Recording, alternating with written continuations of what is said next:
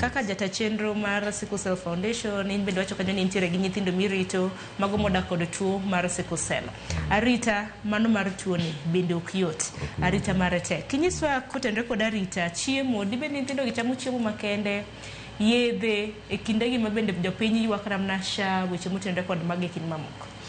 Erokamano ahinya. Arita mar nyathi man kod tuo mar ringa mar remo ok yot. Kaluwore gi gik miwinjo daktari owachogo.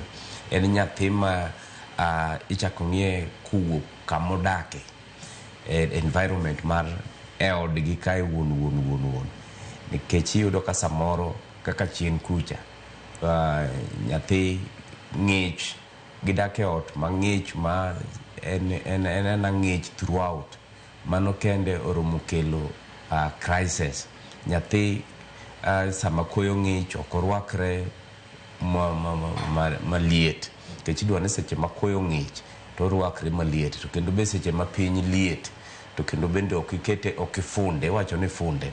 Nikech seche mifunde ka piny liet to obedo gima waluongo gi kisungu ni obedo dehydrated. Tende ni samo sweat cha pi wuok e dende. To seche ma pi wuok e dende no, remo ok bi yudo kaka ringo e del maber. To mano kelo crisis. Seche ma piny bende ng'ich, obedo irwake maliet. Then korka chiemo bende miwacho ni. Chiemo maduong' en basic balance diet.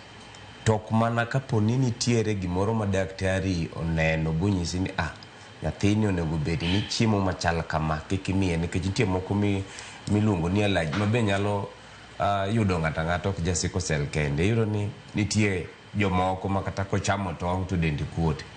Kochamo chiemo moro to iyudo ka react gi dende. Kata ja sickle cell bende kaka dhano moro amora, nitie chiemo ma samoro kotiyogo to iyudo ka react. Mane ma daktari nyalo nyisi ni ma kik imiye. To jonyuol samoro timo makosa ni. Ko nyathi moro ne daktari okwero ni kik cham chiemo moro, tiyudo ka koro gikawo ne nyithindo te man gi sickle cell ok cham chiemo no. Ok en kamano. Gimoro amora ma timre e ngima nyathini ni, nikech sickle cell opogre, ok en standard. Iyudo ka nitiere percentages. Ng'at moro samoro nigi mild, ng'at moro samoro nigi acute. Koro iyudo kaka dendgi respond to kaka chal opogre. Moro ibo yudo ka nitie gik moko cham, to moro nitie gik ma moro ok cham cha mohero kabisa. Koro gima wawacho maduong' ni kik ikaw atua moro amora kapod ok iyudo ong'adi ni rieko kod daktari ema biro nyisi ni ma kuom nyathini tim kama. Koro onge special diet minyalo wacho ni ja sickle cell en nyaka koro otim mana gimoro amora matimre ni nyathi nyaka daktari miyi advice. To kod gimachielo, weche mag thieth. Sickle cell beche tek, wacho ni en expensive to manage. Iyudo ne e higa onego bedi ni koken a serious admission ma ng'ato tigo kata dwe achiel mana modhi ir daktari to nene to duogo samoro en mana gi crisis, to dhi daktari o manage to kod yath mutiyogo. Mano kendo kigo kwan no te, higa achiel chiegni ni tiyo $250,000. To kapono nyalo bedo mano nyathi achiel. Kapono nyalo bedo ni koro bedo admitted, nikech nitie moko mabedo kata mana dweche 2 ward, bill biro maduong' kabisa. Koro mae ma koro wach weche mag okumba mag thieth koro donje ni onego bed ni nyathi ka nyathi mosepim boyo ni nigi sickle cell, janyuol okaw okumba mar thieth SHA.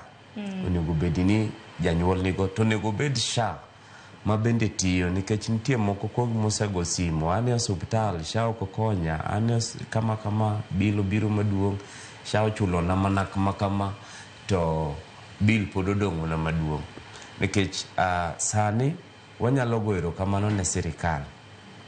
Chien kuchocho ne weche mag sickle cell gi sirikal ok ne wuoye.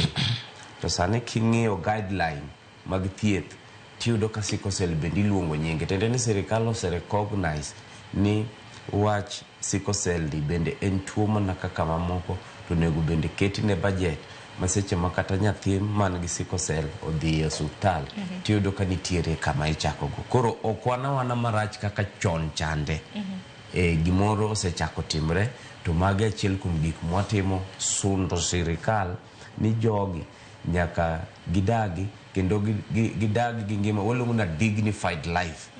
Nikech giming'e dhano kaka jo Kenya mamoko gichulo suru, to kendo gibedo wanyalo wacho ni gin gi ratiro mar dwaro thieth ma gi onego bed ni giyudo. Erokamano ahinya. To bende Eunice isekedo kod tuo ni kuom thuolo mar higni